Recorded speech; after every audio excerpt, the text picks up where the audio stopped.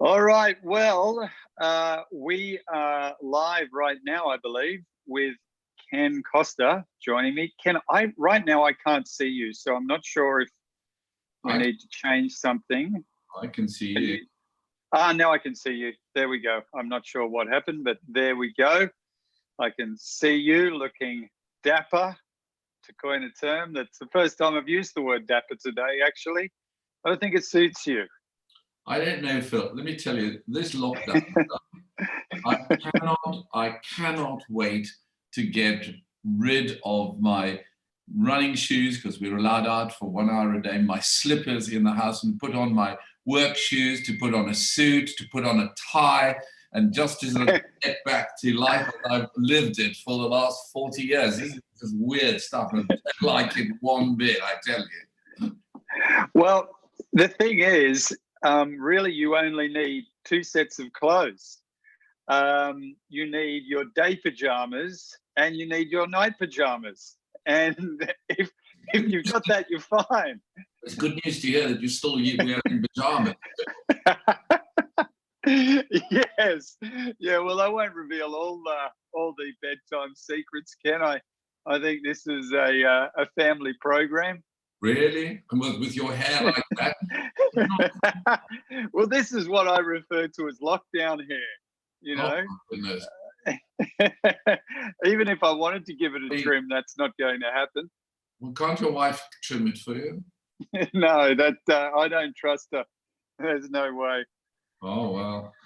You've got lots of lessons to learn in lockdown, mate. I would end up, if my wife cut my hair, I would end up with a bob with, and it just, this, despite it looking raggedy, actually, there is a method behind the madness. Oh, I'm not sure I can discern it, but I believe it. Have you thought about growing any facial hair or getting? There's a lot of mustaches happening in lockdown, Ken. You haven't joined the bandwagon? No, but what I do notice is increasingly, so many people are doing audio on Zoom, and they're not. They want to see the hair, and I shave in the morning, wet shave in the morning. Right. Yeah, get dressed. I pretend that everything is normal until breakfast.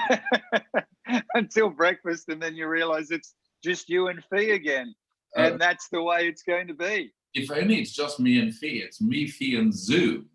That's the Zoom. That's Zoom, as in that's modern technology. Does it hit you? Ah, yes. I thought you had a pet named Zoom. We're rapidly getting there. Okay, so Ken, we, I'm sure, have a number of people who've joined us right now, and I've been doing a series of conversations talking about what is going on in the world right now, trying to make some sense of it. Wow. From a faith perspective, yes. From an economic perspective, a lot of people who've joined us would be people who are kingdom builders, who are, in our terms we use in Hillsong, kingdom builders, vision impactors, people who are giving into the vision of the church, some who would own businesses, some who would be questioning whether they will have a job to go to, others who may be flourishing. Their business may be doing really well in this current lockdown, or whatever you want to term it, because of the coronavirus. You're in London, I'm here in South Africa. What is the mood in London right now? Well, we're all very intrigued. The Prime Minister has had a baby boy, so that sort of distracts from the virus for a moment or two. So that little, was it a boy or a girl? It's a little boy.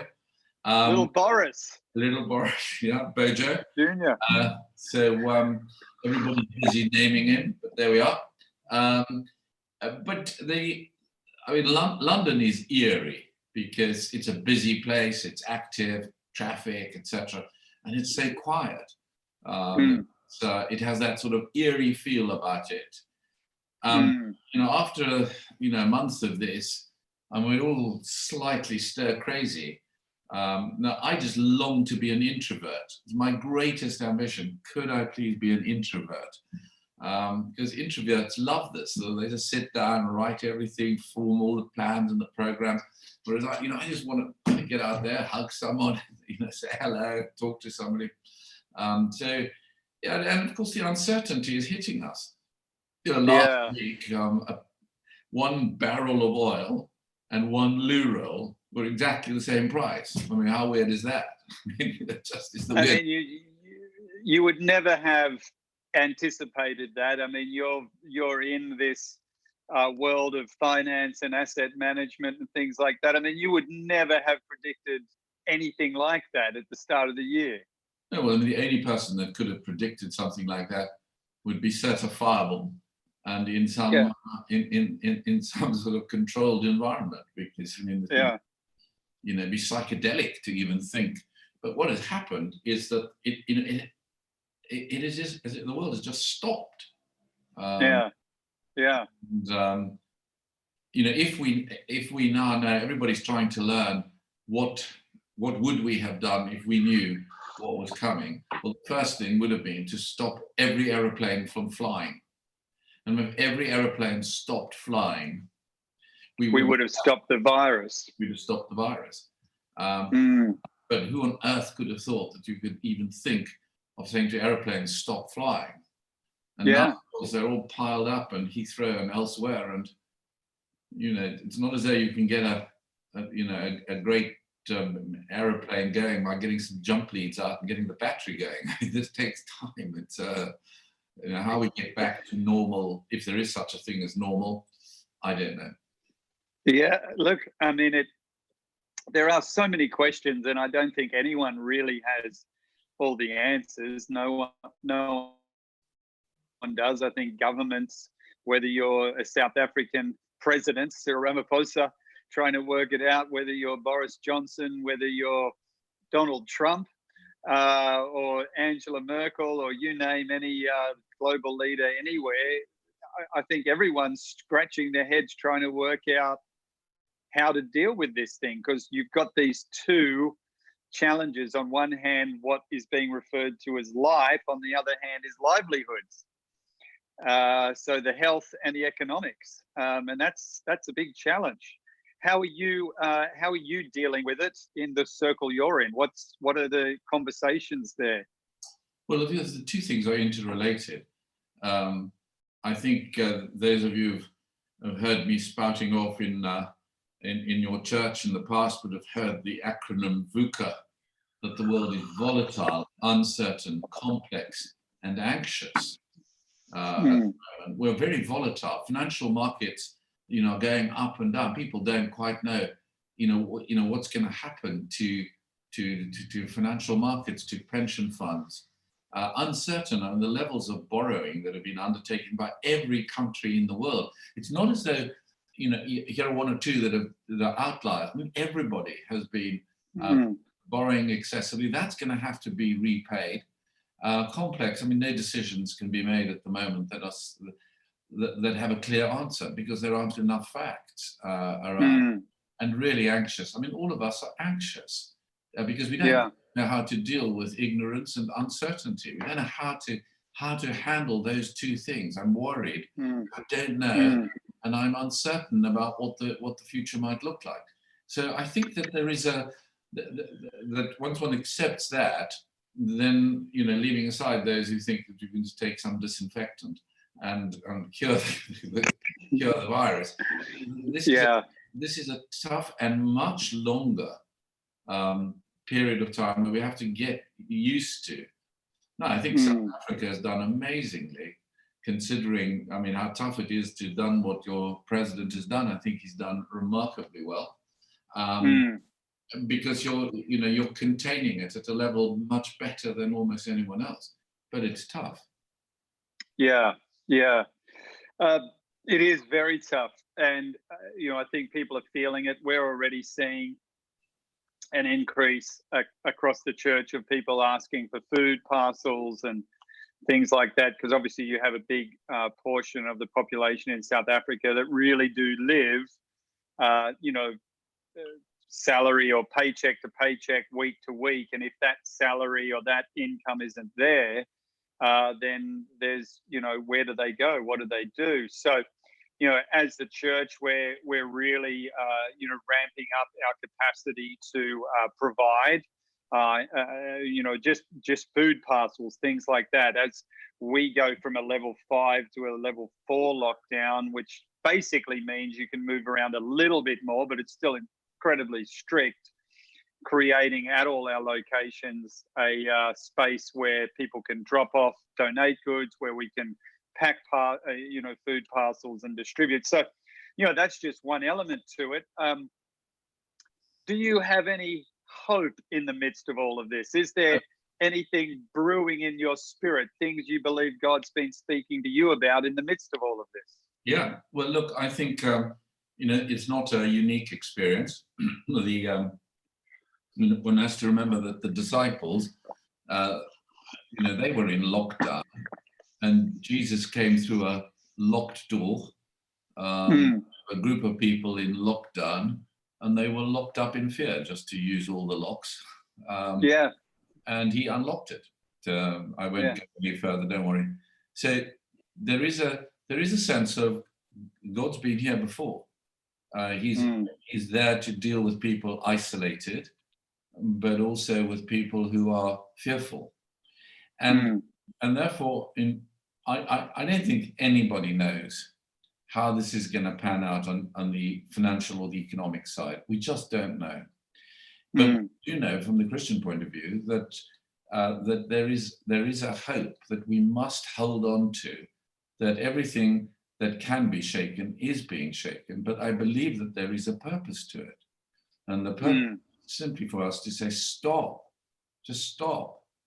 And the Lord's saying, reevaluate where you are, both as a person, which is quite painful, just your individual searching, praying. There's more time to think about who I am, where am I going, my calling in life, knowing your why, all of that.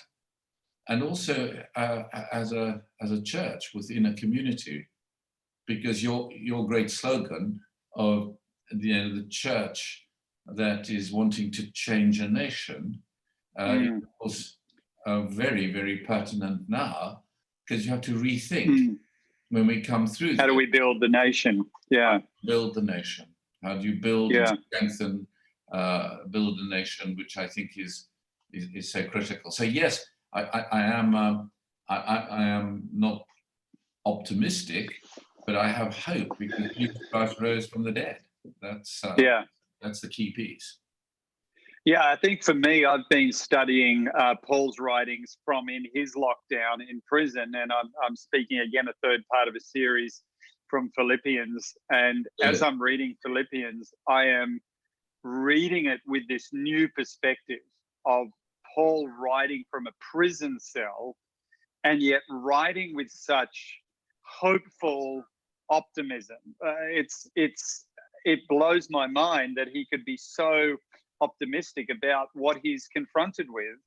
And the only place that can come from, to me, is the Spirit of God inside of him, because nothing in his environment was encouraging or inspiring or developing creativity. I mean, it was the opposite. And he could have faced death. He was literally, guys, I could die, but to live is Christ, to die is gain. That is an optimist right there. Yeah. Do you think at times like this, how much does your mindset affect, your capacity to make the most, or to somehow move forward or build momentum even in difficult times? You've been through tough times. You've had to, deal with things in your mind, negativity, all of that kind of stuff.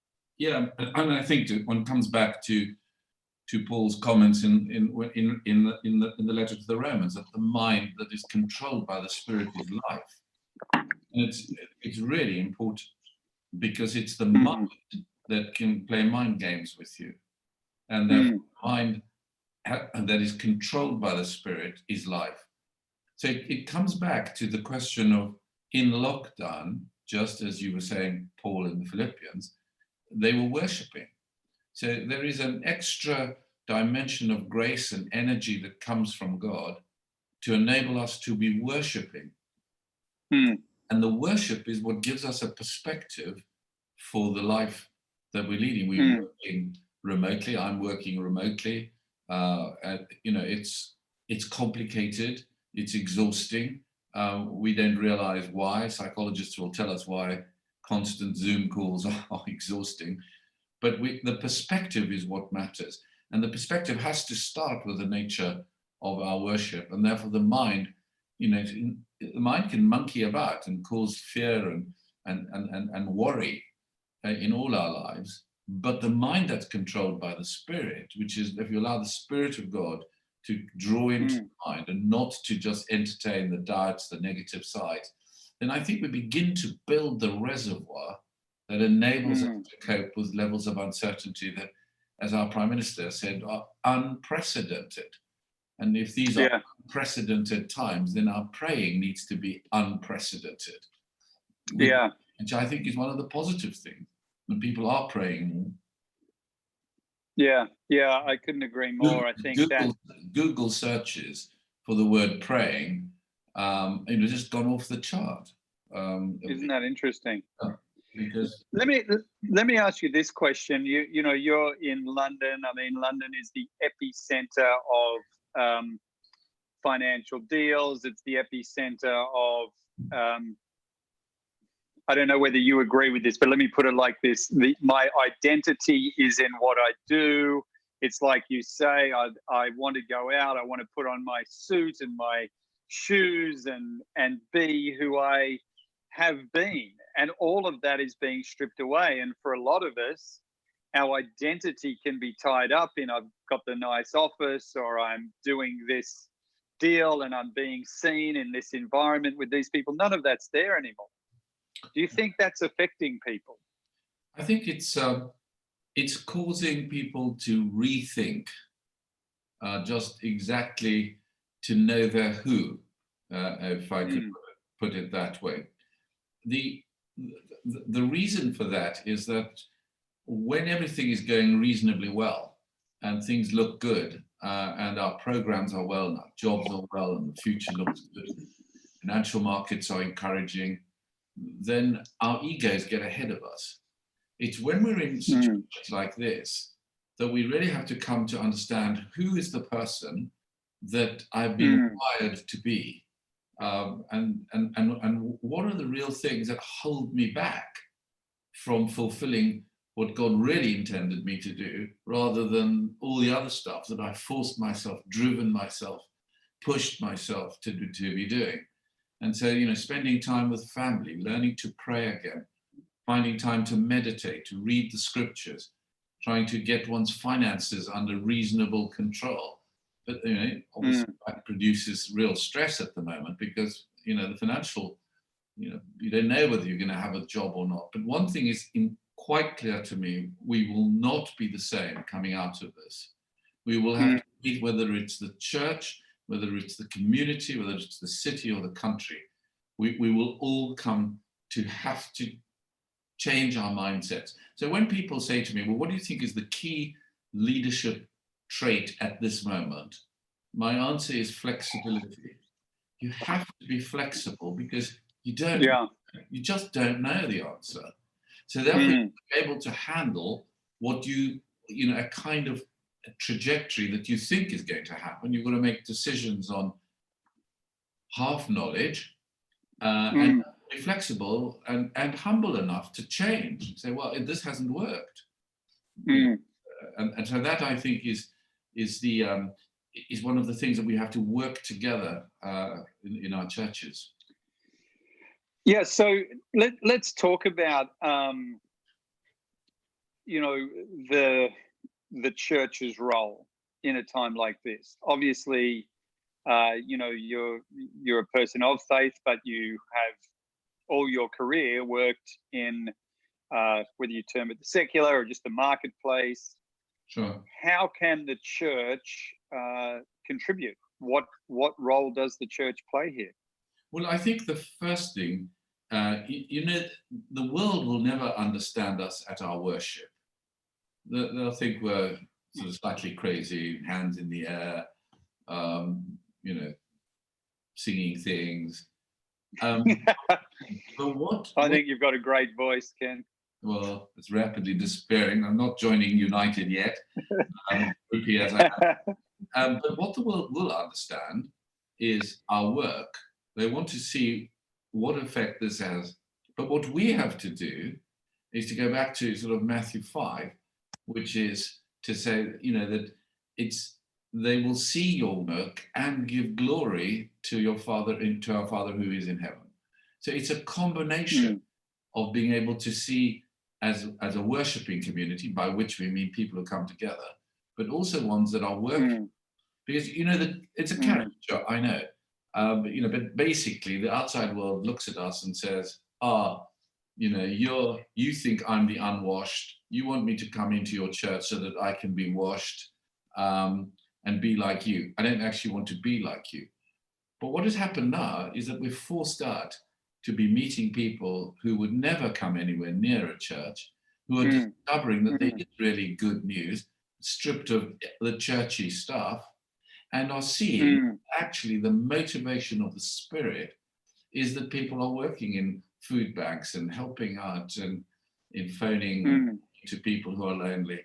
And so there is this combination of our work and our worship, which is running together, and we just have to make sure that the glory goes to God, because I think that is a turning point, and I really do think an awakening. I've been praying for this awakening to come out of this shattering experience. Yeah, I agree. I think you're right. People are looking right now at who is showing a sense of, or just conviction about who they are and how they're going to make a difference. Because I think in times like this, it brings out the best and the worst in people. We see some really horrible displays of selfishness, like the hoarding of toilet paper or the whatever that might be. But then we see the best, and people going the extra mile, sacrificing, caring. And I hope in the church we see more of the best displayed than the worst of human behaviors. If we can be that example, then yeah, I think that's exactly where we need to be.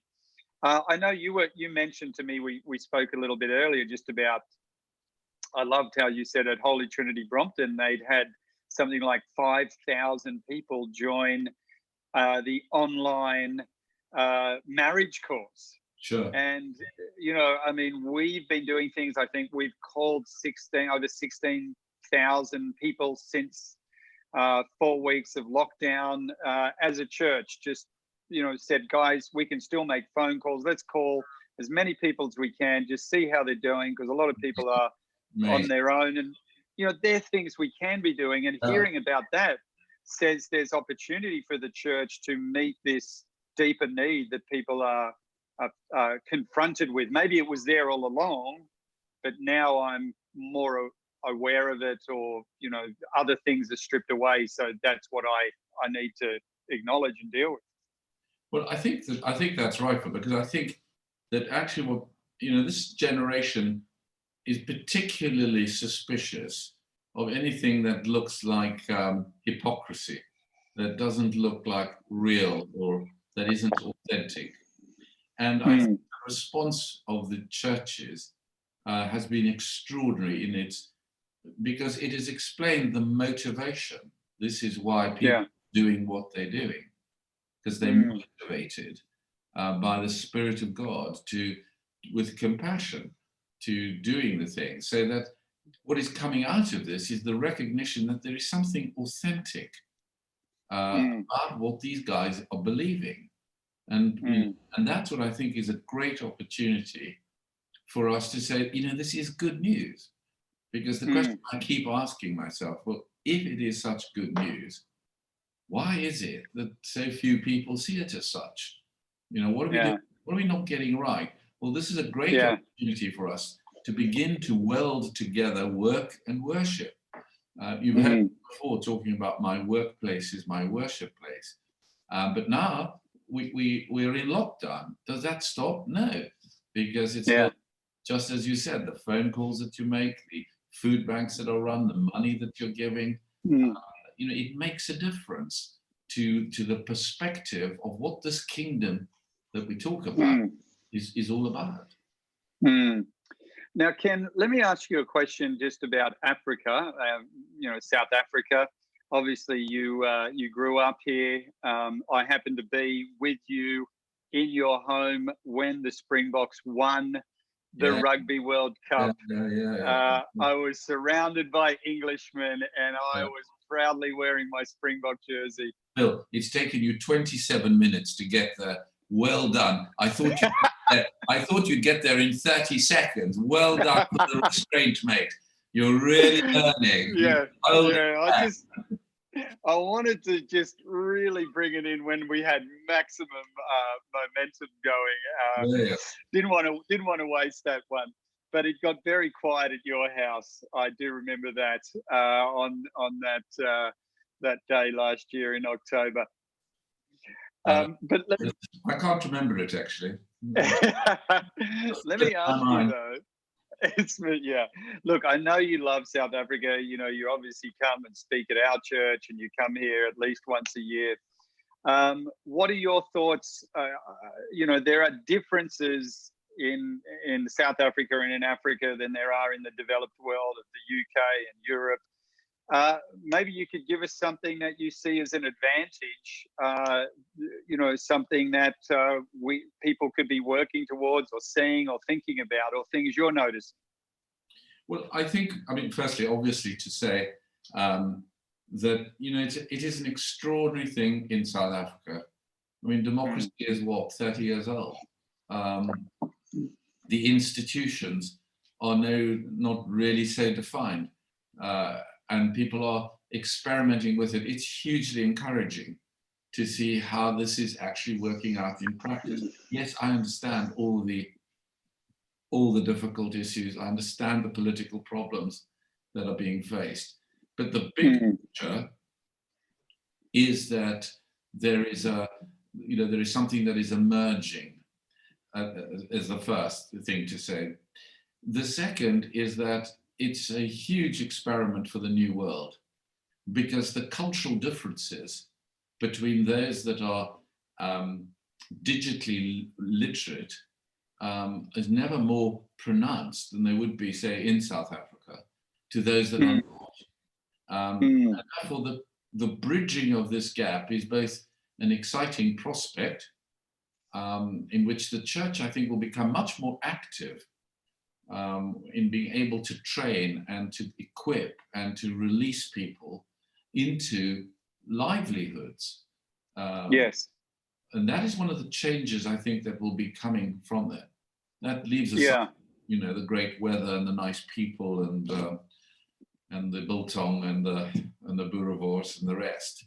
But I do think that there are some very positive things, as well as the growth in the church. I do think, and I think that what Hillsong is doing, and the way in which you have modeled this integrated way of church, which is not just to come together and have a fun time on a Sunday, but to be integrated into the communities that you're serving all through the week, I think is really encouraging for. The economics of the country are pretty complicated, but hey, that's what we all thought 2 months ago. And now, how are we going to pay 274 billion the government has to borrow? So, this is a problem for the world. It's not just everyone's. It's not just developing nations. It's all over the world that there's going to be this borrowing that's happening, and we're all going to have to find a way to deal with that. Yeah, and I think that the church's important role will come out of this by being able to establish the fact that there is in reality, a community that works together and serves together, rather than notionally. We all love the idea of a notional community, until it comes to the fact that it's got to be part of me. And I think one of the things we will learn, we can't do it now, is to do something that actually affects an individual, like actually mentoring somebody, actually helping skill someone for a job.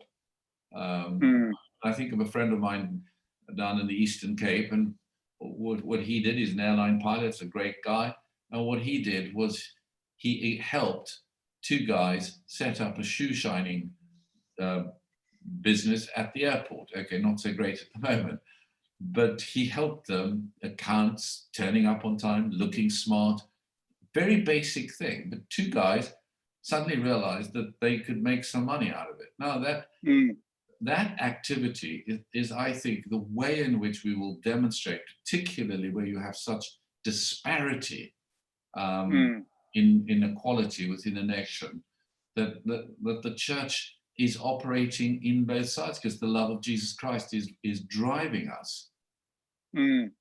Yeah, I couldn't agree more. I think something we've been thinking about is, as we move forward from this, there is a shift in what jobs there are going to be. And, one of the big questions is around entrepreneurship. I think being a young population, the opportunity to train and equip people to start smaller businesses and, develop themselves that way. I think there has to be more of that. I actually had a guy I spoke to last week, John Seymour, who heads up private equity for Santam, and he was talking about the potential of, because borders are closed to some extent, that there may be opportunity for a growth in manufacturing in different countries like in South Africa, and also trades, how we've lost sight of, everyone wants to go to university, everyone wants to get a degree, and that's wonderful. But actually, some of the basic trades, your plumbers, your, those kind of roles, if people would go into those, there's going to be a whole lot of work that's required there. And I think about, from an Australian point of view, in Sydney, some of the guys driving around in the nicest cars are tradies. They never went to university, but they're plumbers who've done really well. So I wonder about that manufacturing and that trades type of thing, which almost has a stigma in South Africa that it's second class. I don't know why, but I think maybe there could be a resurgence in some of these kind of things. Do you have any thought on that? Well, I think it would help for the church to honor them in the first place. I mean, I notice when I go to church, people always praying for people in the caring industries and, the sort of pastors. But when do we pray for the plumbers and the electricians and the manufacturing people? And it starts. It's kind of forgotten, really, isn't it? Because I think that, again, it's the wonderful thing is that we're called differently, and we need to help each other in building our callings. You will know that I've written this book on Joseph of Arimathea, Unashamed Blood, which you can get in a good bookshop or from Amazon. But I think you're going to get it online, if you're going to get it anywhere right now, Ken. Probably. It's online. Yep. That's all very good. But the point is this: Joseph of Arimathea, you mentioned Jehu. Funny enough, I was introduced by someone who couldn't pronounce Arimathea and said he was Joseph of Arrhythmia, which I thought was a nice phrase, because we are suffering from this arrhythmia. Anyway, Joseph was the guy who took the body of Jesus from the cross, put it into his tomb. But he didn't do it alone. He got hold of his mate Nicodemus, and they formed a partnership. They pooled their capital, their funds, in order to buy the spices. He contributed his own tomb, and they formed a partnership in order to tackle the task. And it was a basic practical job. You might say to yourself, where were the big dogs? Where was Peter? Where was John? Where was Thomas? Well, okay, you might forgive him. He had doubts. But they weren't around. These practical business people were the ones that did the dirty job, rolled their sleeves up, took the body of Christ from the cross, pooled their funds, made a partnership. And of course, the journey of faith is doing something, not knowing how the story will end. They didn't know that on Saturday would come and then Sunday Jesus would rise from the dead. They didn't know that. So I think that in this lockdown, find people that your mates that you can be in a partnership with and work together. and tackle some of these community projects. You've got the time to think, Yes. to be engaged.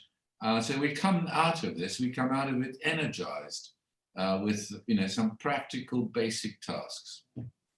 I was speaking. I think that's brilliant, and it's. I think we just sent everybody the link to the book so they can check it out. But I love that, Ken, and I love your thinking around that, because you're seeing something that probably few have seen it, because you're seeing it from the perspective of someone who's been in the marketplace, but has a faith.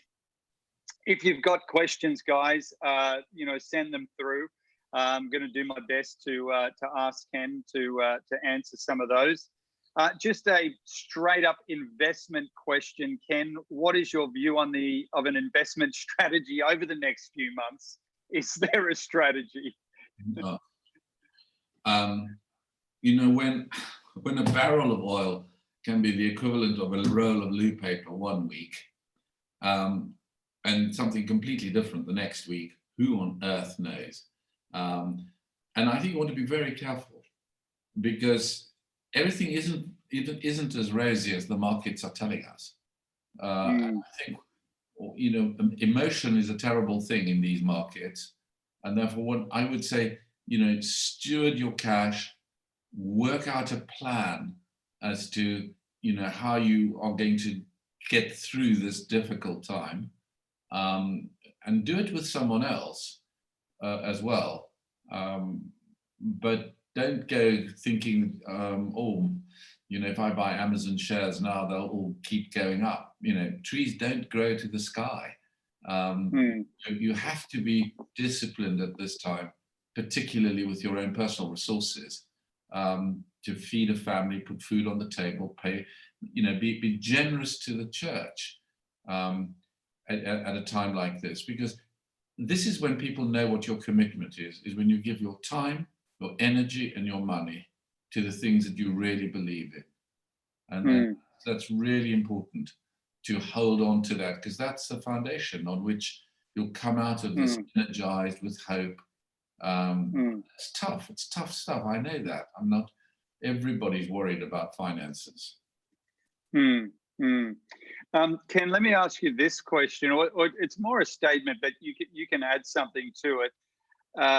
I was talking to someone today, and they basically said to me, this has caused them to slow down because they're someone who travels a lot, flying here and there. And they said, I feel like for the first time in many years, I'm not living from a place of reaction.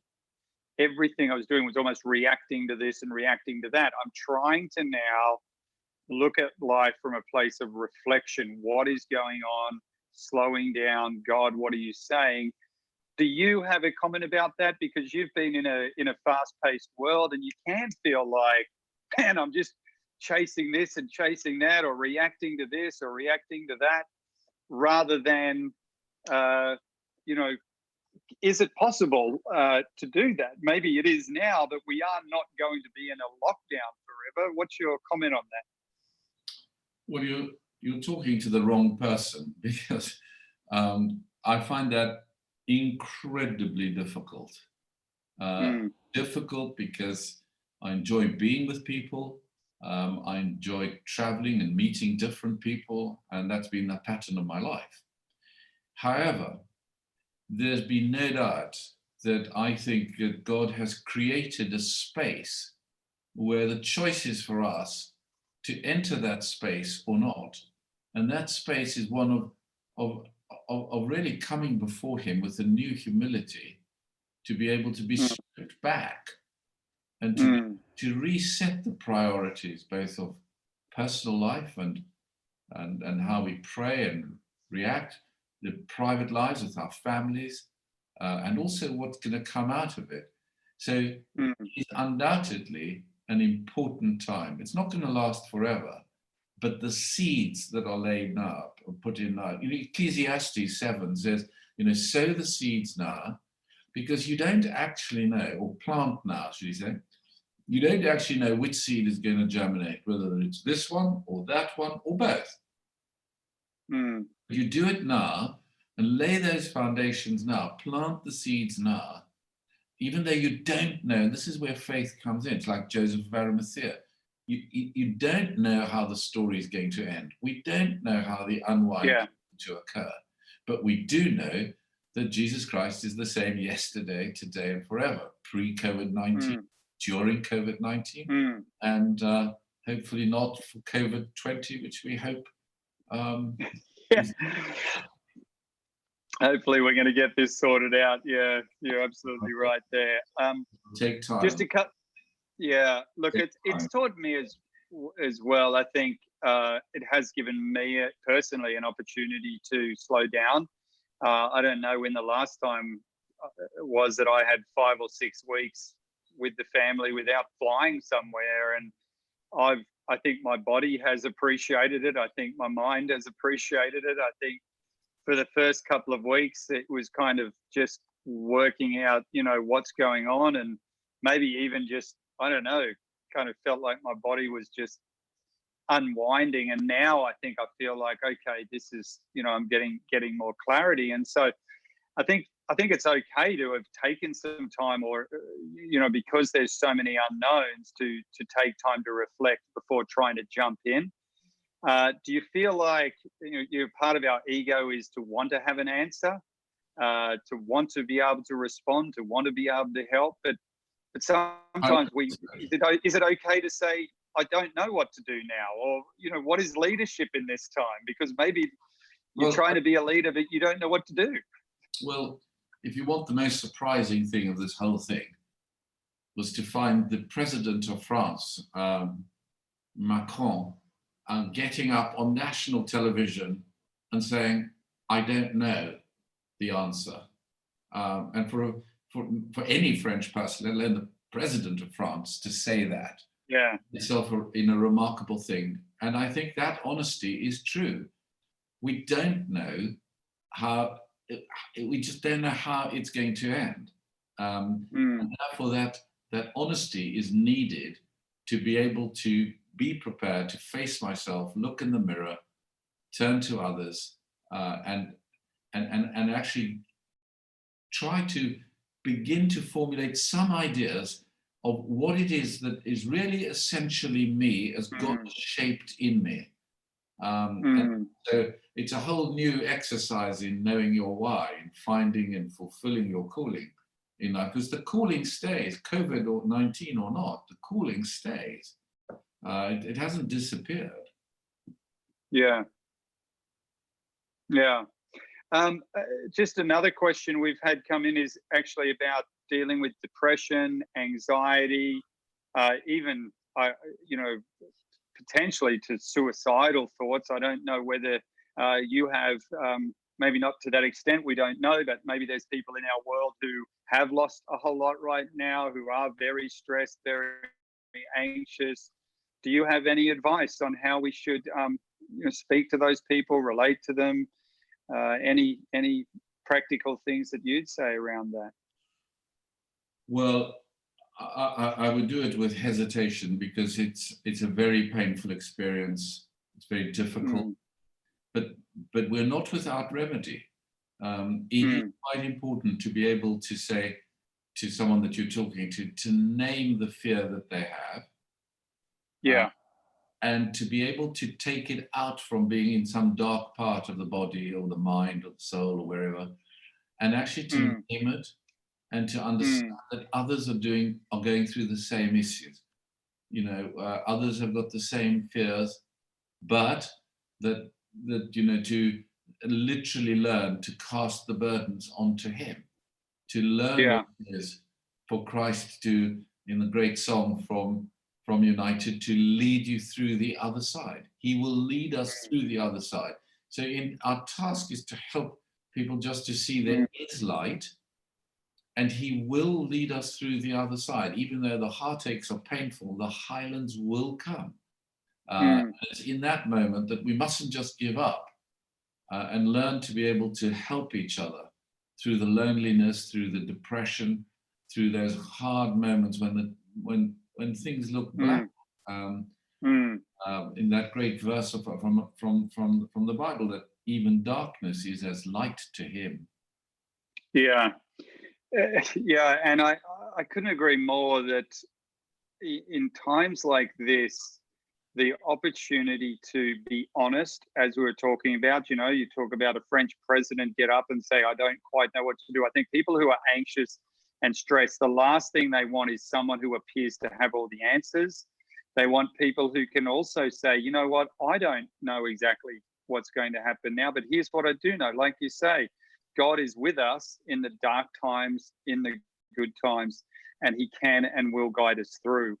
And I think that is something that we can learn through all of this. And I would hope in times like this, Ken, our faith would get stronger because we would go, okay, what really matters? And we've kind of talked about this to some extent. Is my faith built on the fact that I've got a great job? What if I don't have a great job? Do I still believe God loves me, and will I still love God back? When everything's great and wonderful, is it easier for me to pray and to celebrate and thank God, or to give? What about when things aren't that? Can I still pray, and can I still find something to be thankful for? And can I still have a generous heart? That balance, we had a question here around the balance between making money and what really matters, because we can get distracted by these worldly desires. Do you have any comment about that, as you've had to deal with it? Maybe not just in here, but just in general, times when the deal's what it's all about, but is the deal really what it is all about? To be honest, when you're in the middle of it, that's what you think. Yeah. And then something goes wrong, and you think there's everything wrong with you, and life is tough and difficult. But at that time, it's really important for the body to work together, so that you're able to reach out to those who've lost a job, who are really low, and are able to speak to them, and to speak to them in a new and amazing way, because that's part of how the body works. When I say that, we don't just abandon people, because sometimes we all will know those that are having the hard time. So that's very important to do. And the second thing about the money bit is it really is true that it's what you do with it. There's no point saying don't be interested in money. It's unrealistic. People that are working, most people are working. There's nothing wrong in working for cash or for a career or for a cause. You've heard me say this, but you have to be called to it. And if you are, then it's, as long as the proportionality is there, that you're generous with what you're doing, because it is a motivation for people. You may like the idea that it is, but it is. One of the motivations, not for everybody, but for those that are entrepreneurial and are wanting to get on, that acts as a motivation. So we must be careful not to sort of think that is something that is sort of bit sort of kind of filthy, we don't want to talk about. Because he gives us all things richly to enjoy. Yeah. I've got another question. This is a difficult question. There are people who are obviously running businesses.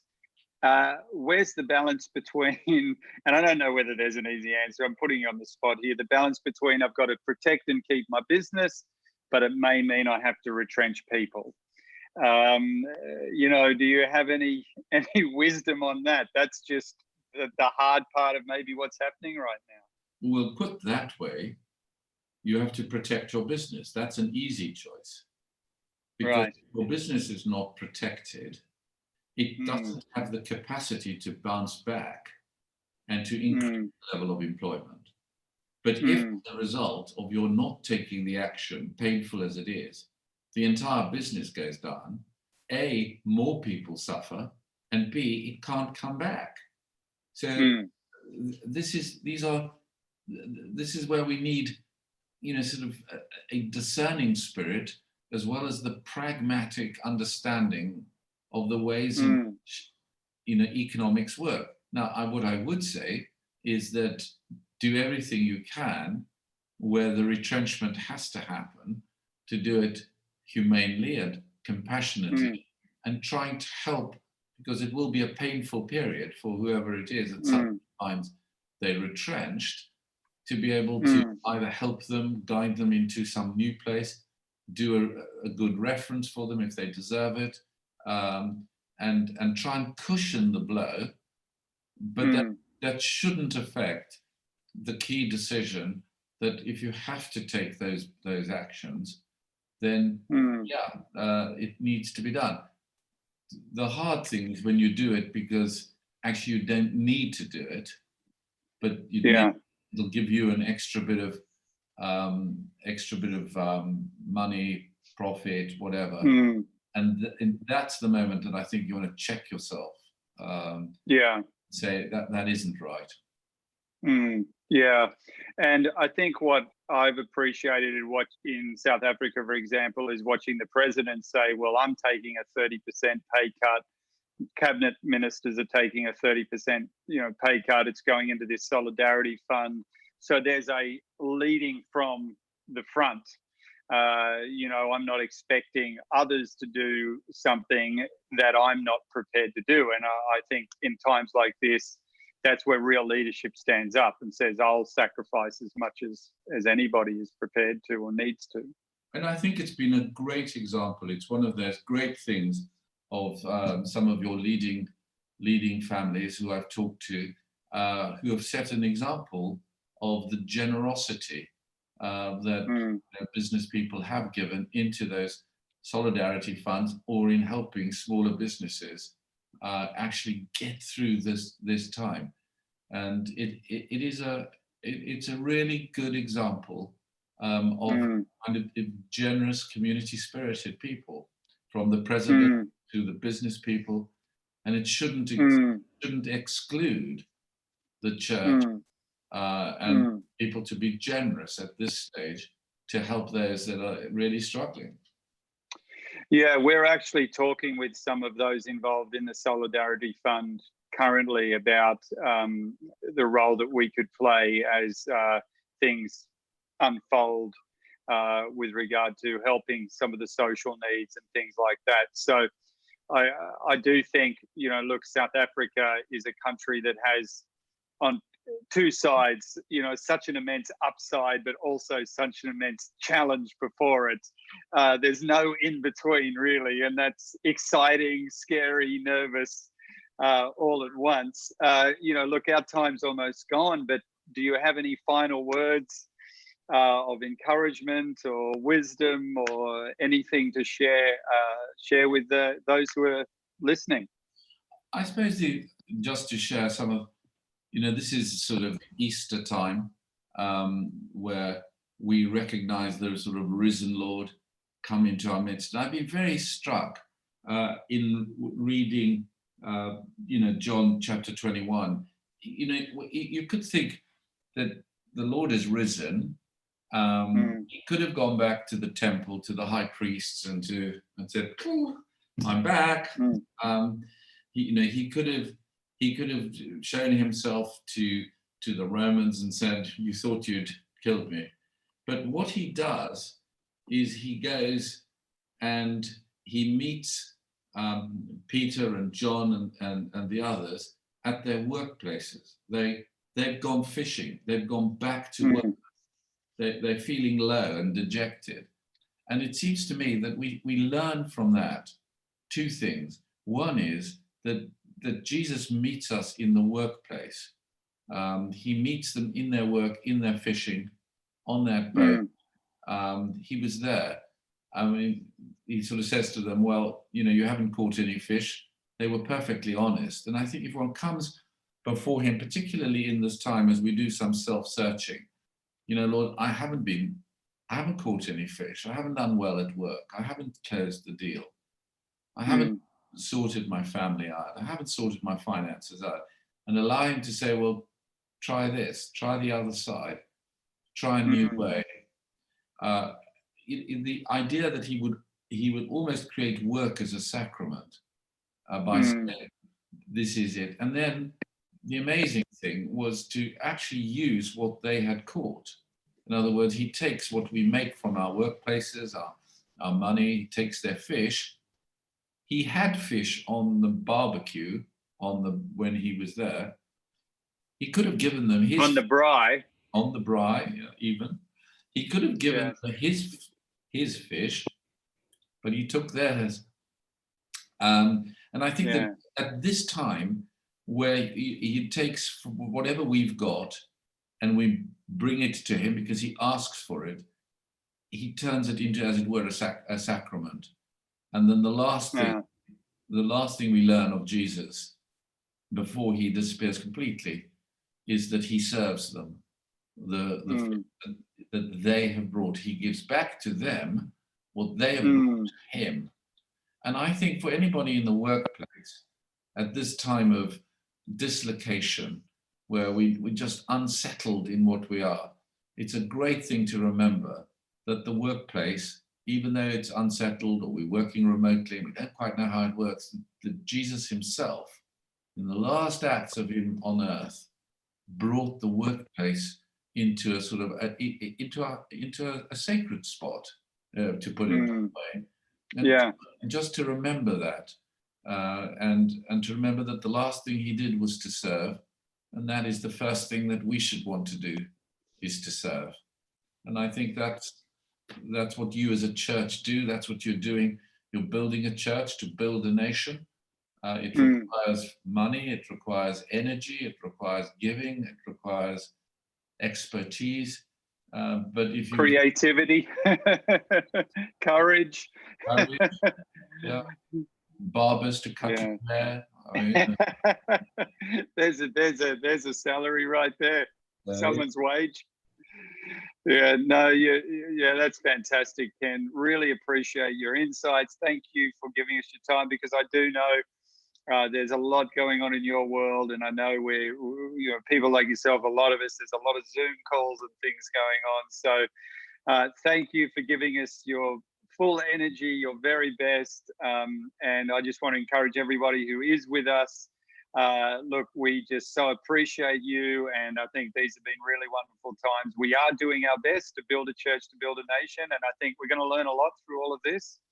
I think there's, I'm an optimist in my spirit, and I believe that's the Holy Spirit working through me.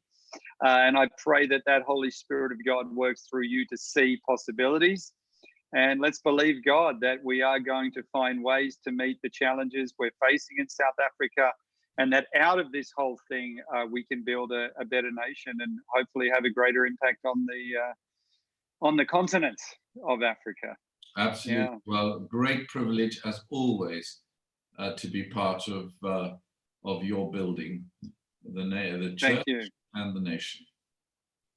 Thank you, Ken. Virtual hugs, virtual high fives. God bless everybody, and we'll see you soon. See you then. Bye. Bye. Bye.